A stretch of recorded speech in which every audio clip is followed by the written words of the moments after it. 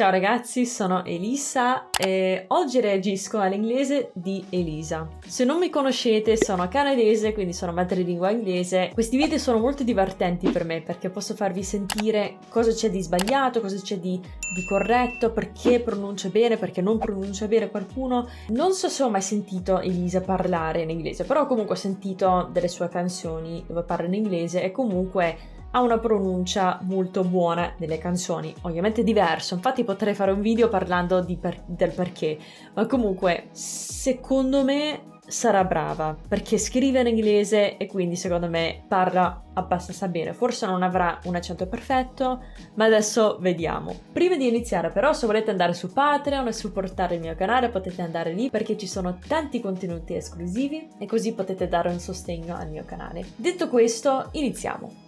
I was a teenager who loved to write songs in English because everybody around me did not speak English, so they would not understand what I was talking about, and that was absolutely perfect. The night came down upon us. The brave Adoro la sua voce. Comunque già brava. Non perfetta, ma brava. As a musician, I would describe myself as a songwriter, but Songwriter. Ha preso quasi qualcosa dall'inglese del sud degli Stati Uniti. Songwriter. Dipende a che accento vuole. Se stiamo parlando dell'accento nordamericano standard, sarebbe songwriter. Non lo so, quello che ho sentito fino adesso è che mette l'accento della parola dalla parte sbagliata, songwriter, invece di songwriter. I'm a songwriter. as a musician, I would describe myself as a songwriter, but Songwriter, as a songwriter. I describe myself as a songwriter. sometimes I am at the edge of pop music. I think I am pop, but I think that I am looking at a lot of different genres. Avete sentito quel a lot of? Quello era perfetto, perché quando c'è è una lunga spiegazione, ma comunque molto spesso quando c'è la T non diciamo T, tipo a lot of, perché è troppo lungo. Di solito questa T diventa una flap T, che è più o meno la R italiana, quindi non è a lot of, nel senso lo potete dire, ma comunque se volete un accento nordamericano naturale, diciamo a lot of. Quindi adesso risentiamo. But I think that I am But I think, anche lì, but I think, perfetto. looking at a lot of different genres, A lot of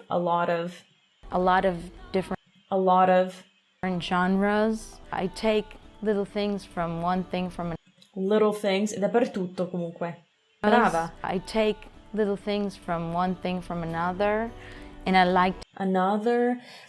Quella è la cosa che a volte ti fa capire che non è madrelingua, tipo la cosa che nota un po' di più è che magari allunga certe parole, another, perché sta pensando e quindi quelle parole diventano un po' più lunghe, però è molto brava, sono contenta. to mix up everything in new ways. But for me, the New ways. core is always the song.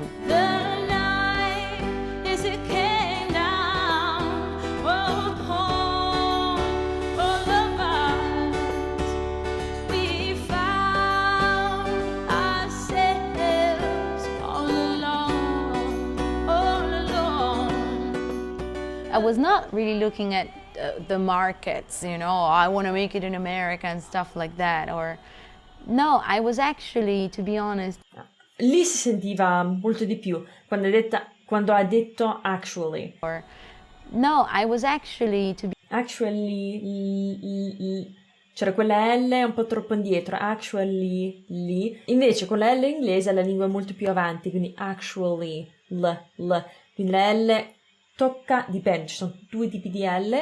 Il primo tipo, la L tocca i denti, la lingua tocca i denti, e nel secondo tipo è leggermente indietro, quindi cos'è che ha detto? Actually. E la seconda non tocca esattamente, va molto vicino però. E invece, come l'ha detto lei, era troppo indietro. Actually, actually. to be honest, very afraid, very scared to actually make it for real.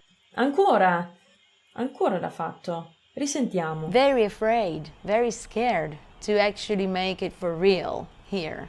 because I was like, oh my God, 'cause then I'm afraid to fly too, you know, I'm afraid of being on planes and stuff, and I am. Planes and stuff, molto naturale, planes and stuff, perché non è che pronunciamo tutti i suoni, anche in italiano non lo fate, anche se pensate di no.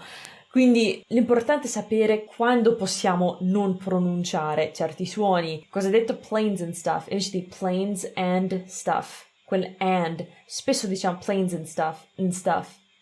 Quindi l'ha fatto perfettamente. Brava Elisa. All the time, because you have to do that so if you want to travel, and I love traveling, so. Been a hard day, but I'm feeling sane. Got the point of The point is, musically, we are very well known. Ancora con la L. The point is, musically, così l'ha detto. Invece dobbiamo dire musically, quindi la L deve essere un po' più avanti. we are very well known and respected. Well known, noun. Tipo ho scelto una vocale un po' sbagliata. Known. Oh, known. We're very well known and Well known. È vicina comunque, ma sto dicendo le cose che sento, che non sono perfette. respected for what some of our artists have done in history, in Italian history. I think Domenico Modugno, Gino Paoli, Pavarotti himself. Those people did something that broke through the barriers and was Barriers. Vabbè, ha messo l'accento sulla parte sbagliata della parola, ma comunque barriers. very well accepted in everywhere else in the world. I don't think that we've done much after that.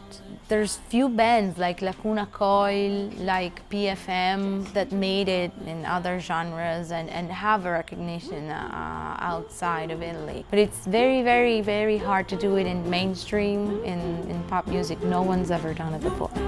Comunque lei ha il tipo di inglese che sì, ci sono delle imperfezioni nella pronuncia, ma comunque è molto brava, non è nel senso, dopo un po' non ci pensi neanche più che è italiana, nel senso, un po' si sente, ma dopo un po' ti abitui, e quindi, non lo so, un accento molto bello. Adoro Elisa. future. No believing in miracles. I'm just stepping on water, stumbling into some order. This record is a collection of songs. It's basically mostly Ancora, basically, invece di basically. Ivy, which was my previous record, and a couple of songs from the movie. It's an acoustic record, it's a folk-oriented record. Ma comunque non fa errori di grammatica. Non so se ho visto un errore di grammatica. Una volta ho messo l'accento sulla parte sbagliata della parola, ci sono delle imperfezioni, ok, nella pronuncia, ma comunque è molto brava, come mi aspettavo. Perché tanto come fai a scrivere canzoni in inglese e non parlare bene in inglese? Nel senso, scrivere una canzone, prima cosa, non è facile. Infatti io scrivo sempre in inglese, anche se sì, parlo in italiano, però è un'altra cosa. Forse in parte perché non ascolto tanto la musica italiana e quindi per quello non ho una cultura di come si scrive in italiano, però comunque è molto brava. About a country route, a folk route. There is no digital involved. There's no filters. Everything is very Filters. Era un po' lento. Filters. just the way it is. And so the day has finally come with my I was lucky to find some people who understood what I was saying and liked what I was saying. Light.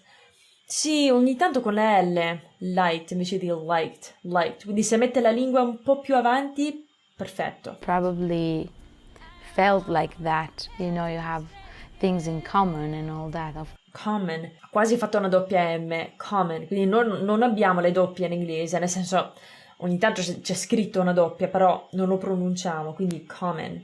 Sentiamo Felt ancora? like that. You know, you have things in common and all Common. Quindi l'ha tenuto un po' troppo. that, of course. and maybe sorrow is my game over.